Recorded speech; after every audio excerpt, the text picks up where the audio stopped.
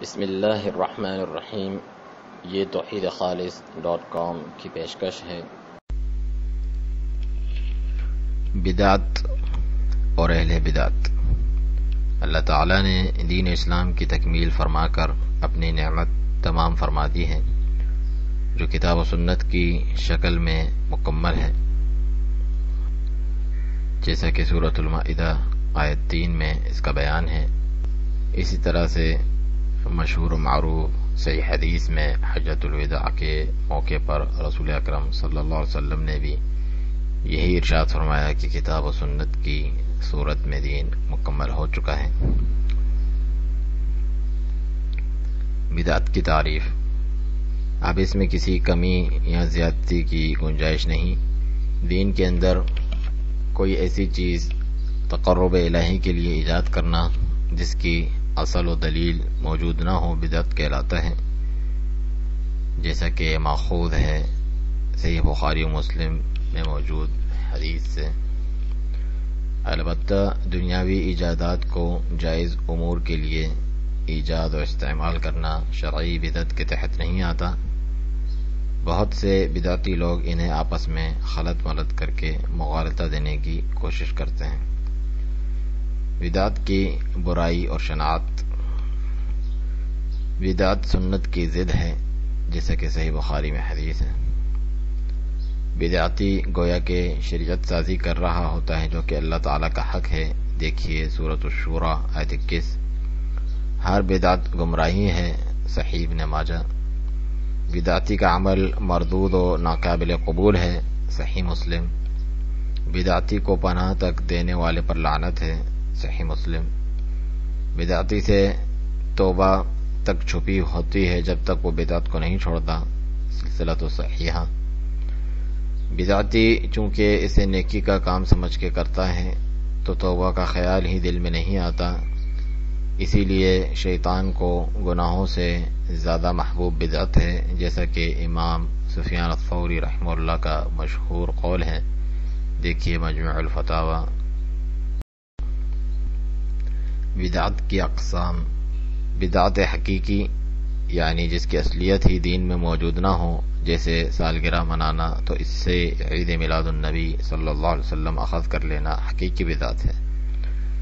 بدعت اضافی، جس کی کچھ نہ کچھ اصل موجود ہو لیکن اس کے وقت، طریقہ کار، ادائیگیاں، تعداد وغیرہ میں اپنی طرف سے کمی زیادتی کی گئی ہو، جیسے کوئی نئی قسم کی نماز، خود ساختہ اذکار و درود وغیرہ، جیسے درود تاج، درود لکھی، درود ماہی، درود تنجینا وغیرہ۔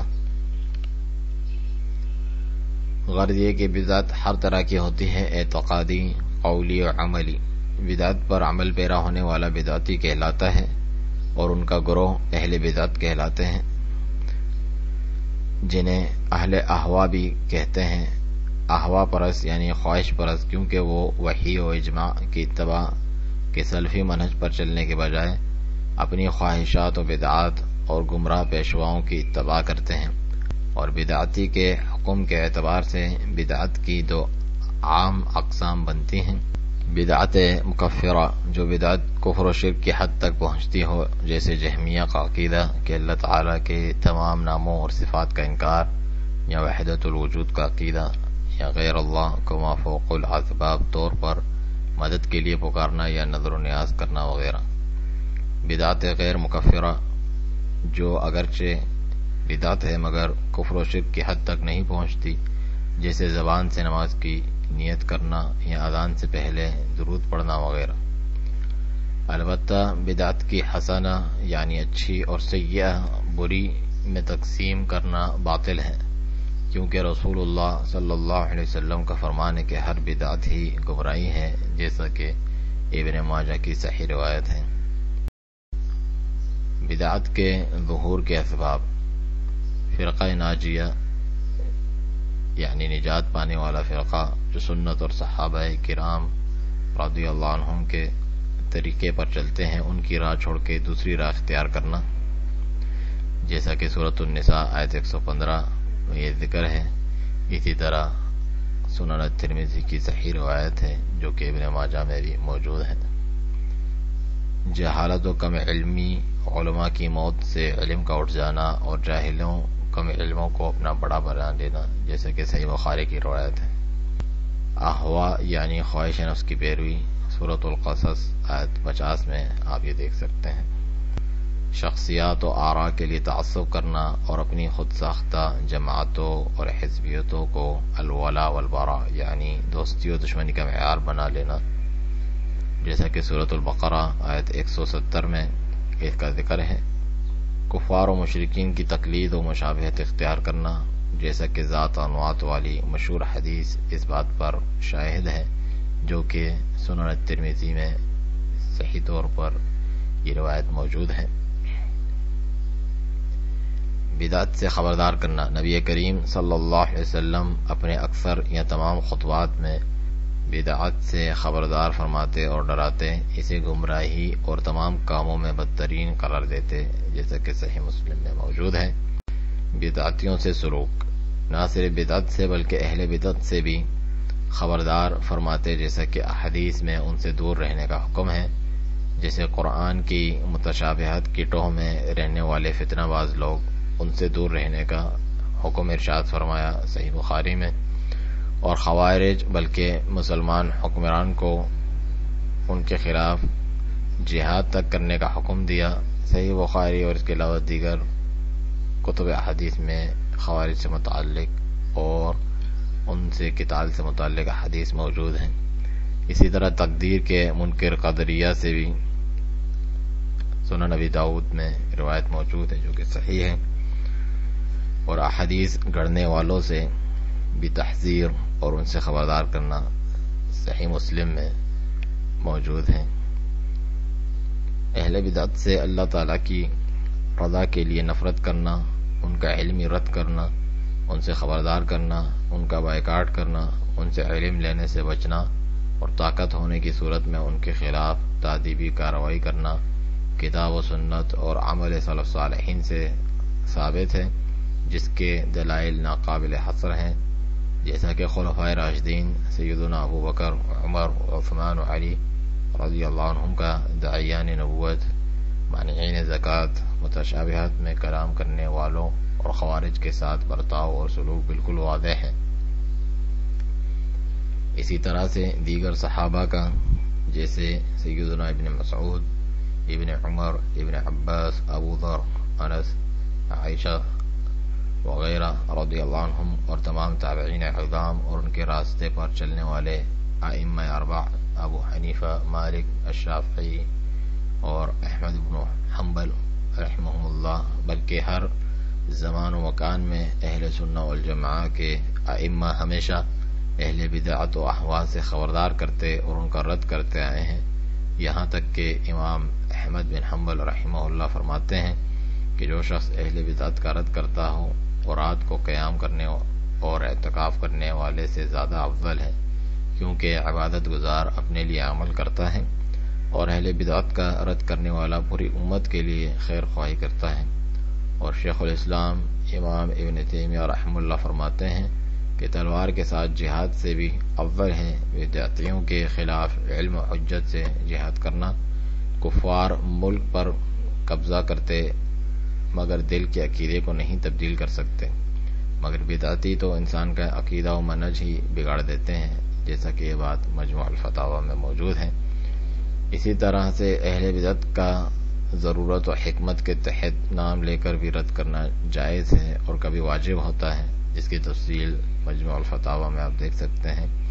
اگرچہ اہل بدعت سے نفرت رکھی جائے گی، مگر انہیں سلفی اصولوں کے مطابق مختلف درجات کے اعتبار سے سنت کی طرف اپنی طاقت و علم کے مطابق دعوت بھی دی جائے گی، لیکن ان سے باقاعدہ میل ملاپ نہیں رکھا جائے گا، اور عوام کا اگر انہیں دعوت دیتے دیتے خود ان کی گمراہی میں پڑ جانے کا اندیشہ ہو تو ان سے پرہیز ہی کیا جائے گا۔ بدعتی کے خلاف حذر یعنی بائیکاٹ کرنے کے تعلق سے جو سلفی اصول ہیں ان کے بارے میں تفصیل جاننے کے لیے پڑھیں شیخ عبداللہ البخاری حفظہ اللہ کی کتاب شرعی بائیکاٹ کے ضوابط، اور ان تمام نصوص و اقوال کی تفصیل کے لیے دیکھیے کتاب اجماع العلماء علی الحجر والتحذیر من اہل الاہواء للشیخ خالد الظفری۔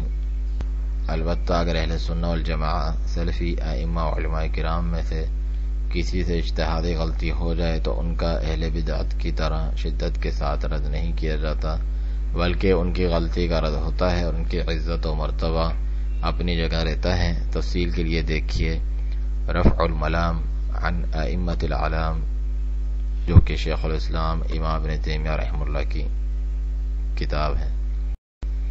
بدعتی فرقوں کی اصل جڑیں۔ سلف کا قول ہے کہ تمام فرقوں کی جڑیں ان 4 بنیادی فرقوں سے نکلتی ہیں۔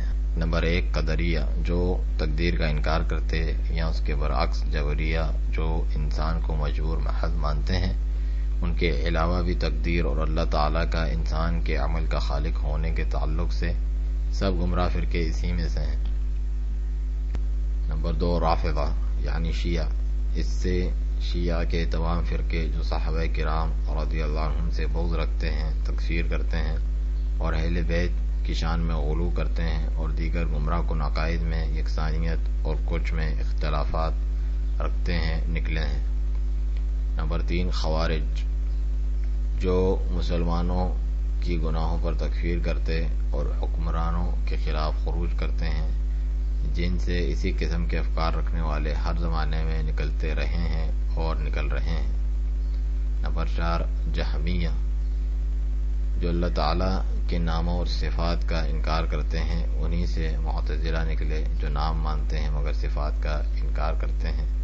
پھر اشاعرہ اور ماتریدیہ نکلے جو کچھ صفات کو مانتے ہیں اور واقعی کی تعویل کرتے ہیں، اور بعد نے اس میں انہیں بھی شمار کیا ہے۔ نمبر 5 مرجیہ، جو خوارج کی ضد میں گناہ سے ایمان کی کمی نہیں مانتے، بلکہ ان کے نزدیک ایمان کا عمل سے کوئی تعلق نہیں اور نہ ہی ایمان میں کمی زیادتی ہوتی ہے، اور اس کے بعد کے زمانوں میں صوفیہ کو بھی شامل کر دیا گیا ہے۔ نمبر 6 صوفیہ، جنہوں نے دین اسلام میں غلو سے کام لیا اور رہبانیت اپنائی، ساتھ میں غیر مسنون عبادات و اذکار، صوفی سلسلوں کی بیعت کرنا، شریعت و طریقت میں فرق کرنا، بلکہ قبر و مزاروں کی عبادت اور شرک میں مبتلا ہونا، اسی طرح حلول اور وحدت الوجود جیسے گمراہ کن شرکیہ کفری عقائد میں مبتلا ہونا عام ہے۔ یہ تمام فرقوں کی اصل ہیں، انہی میں کچھ کمی زیادتی کے ساتھ مختلف فرقے وجود میں آئے اور اب تک ہیں۔ بدعت اور اہل بدعت کے رد پر چند مفید کتب۔ شیخ صالح الفوزان حفظ اللہ بدعات کے رد پر چند مفید کتب پڑھنے کا مشورہ دیتے ہوئے فرماتے ہیں: الاعتصام امام شاطبی کی، اقتضاء الصراط المستقیم شیخ الاسلام امام ابن تیمیہ کی، الباعث علی انکار البدع والحوادث امام ابو شامہ الدمشقی کی، التحذیر من البدع شیخ عبدالعزیز بن عبداللہ بن باز رحمہم اللہ وغیرہ کی کتب۔ یہ تمام باتیں سلف صالحین کے عقیدے و منہج پر لکھی گئی قدیم و معاصر مختلف کتب اور ان کی سلفی شروحات سے ماخوذ تھیں۔